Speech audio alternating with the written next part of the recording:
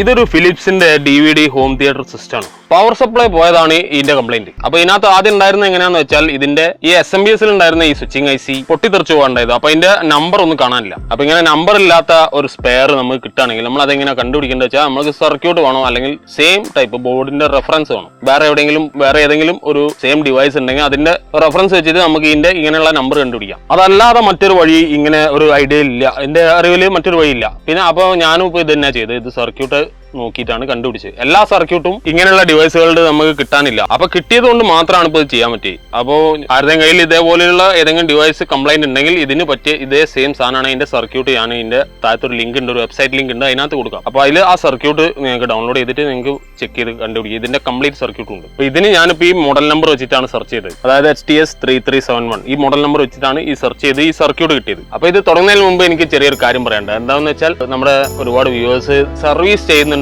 അപ്പൊ സർവീസ് ചെയ്യുകയാണെങ്കിൽ അങ്ങോട്ട് കൊണ്ടുവരട്ടെ എന്ന് ചോദിക്കുന്നുണ്ട്. അപ്പൊ കൊണ്ടുവരുന്നതിന് കുഴപ്പമില്ല, പക്ഷേ അത് ഒരു 15 ദിവസം 20 ദിവസത്തെ ഡിലേയിൽ മാത്രമേ എനിക്കത് സർവീസ് ചെയ്യാൻ പറ്റുള്ളൂ. അത്ര കുറഞ്ഞ ടൈമേ ഉണ്ടാവുള്ളൂ. കാരണം ഒരുപാട് പേര് ഒന്നിച്ച് കൊണ്ടുവന്നിട്ട് ഞാനിപ്പോ തന്നെ വെട്ടിരിക്കുക. അപ്പൊ അത് ഇനി കൂടുന്നത് എനിക്ക് താല്പര്യമില്ല. അപ്പൊ അതുകൊണ്ട് എന്താ വെച്ചാൽ ഇനി കൊണ്ടുവരികയാണെങ്കിൽ തന്നെ 15-20 ദിവസത്തെ ഡിലേയിൽ മാത്രമേ സർവീസ് ചെയ്ത് തരാൻ പറ്റുള്ളൂ. ആ ഒരു കാലാവധി വേണ്ടി വരും. കാരണം അത്രയും പണികൾ ഒറ്റയടിക്ക് എടുത്ത് തീർക്കാൻ കഴിയില്ല. അപ്പോൾ വരുന്നത് കുറച്ച് അതായത് വളരെ സ്ലോലി ചെയ്യേണ്ട വർക്കുകളാണ്. അപ്പൊ അത് എന്തായാലും സമയമെടുക്കുന്ന വർക്കുകൾ ആയതുകൊണ്ട് തന്നെ മറ്റെല്ലാ പണികളും അതിന്റെ പിന്നാലെ പെൻഡിങ് ആയി കിടക്കണം. അപ്പൊ അത് ബുദ്ധിമുട്ടുള്ളത് കൊണ്ട് എന്തായാലും അങ്ങനെ കൊണ്ടുവരുന്നവരാന്ന് മനസ്സിലാക്കുക. അപ്പൊ പറയാനുള്ളത് കഴിഞ്ഞു, ഇനി നോക്കാം. അപ്പൊ സർക്യൂട്ട് കിട്ടി കഴിഞ്ഞാൽ നിങ്ങൾക്ക് ഇതുപോലെ ഈ പാർട്ട് നമ്പർ വെച്ച് സെർച്ച് ചെയ്യാം. അതായത് IC 901 ആ ഒരു നമ്പറിലാണ് ഈ ICന്റെ നമ്പർ, പാർട്ട് നമ്പർ എന്ന് പറയുന്നത്. അപ്പൊ അതുപോലെ ഓരോ പാർട്ടിനും അതിന്റെ നമ്പറുകൾ ഉണ്ടാവും. അപ്പൊ ഈ സർക്യൂട്ടിൽ ഇപ്പോ ആ പാർട്ട് നമ്പർ തിരഞ്ഞാൻ പോയപ്പോ ഇതിനകത്ത് നമ്പർ കാണുന്നത് TNY 180 ആണ് ഈ നമ്പർ കാണുന്നത്, IC നമ്പർ കാണുന്നത്. അപ്പൊ നമ്പർ കിട്ടി കഴിഞ്ഞാൽ പിന്നെ എളുപ്പമാണല്ലോ. അപ്പൊ അതുപോലെ സെർച്ച് ചെയ്ത് കണ്ടുപിടിക്കാന്നുള്ളതാണ്. ഇങ്ങനെയുള്ള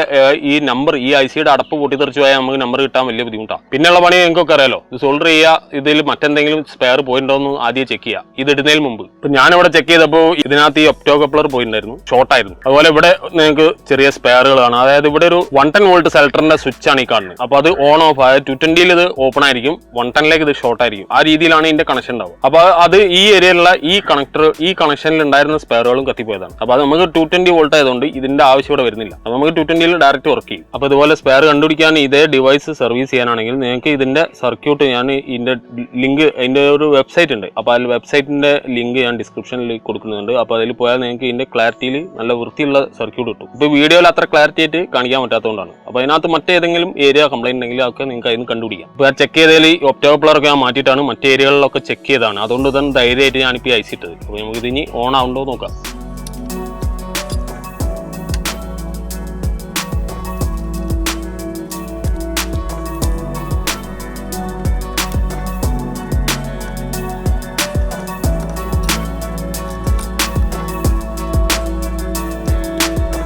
നമ്മൾ ഓൺ ചെയ്യാൻ പോവാണ്. അപ്പൊ കംപ്ലൈന്റ് ഒന്നുമില്ല, കറക്റ്റ് ആയിട്ട് ഫാനൊക്കെ കറങ്ങുന്നുണ്ട്. നമ്മുടെ പവർ ഇൻഡിക്കേറ്റർ ഇവിടെ കത്തുന്നുണ്ട്. അപ്പൊ നമുക്ക് ഓൺ ചെയ്ത് നോക്കാം. നമ്മുടെ ഫിലിപ്സ് എന്നുള്ളത് ഇവിടെ ഡിസ്പ്ലേ വന്നിട്ടുണ്ട്. നോക്കാം പ്ലേ ആവട്ടെ. MP3 ലിങ്ക് വന്നിട്ടുണ്ട്. അത് നമ്മൾ സ്പീക്കർ കണക്ട് ചെയ്തിട്ട് ആ ഓഡിയോ ഓക്കെ ആണോ നോക്കണ്ടേ.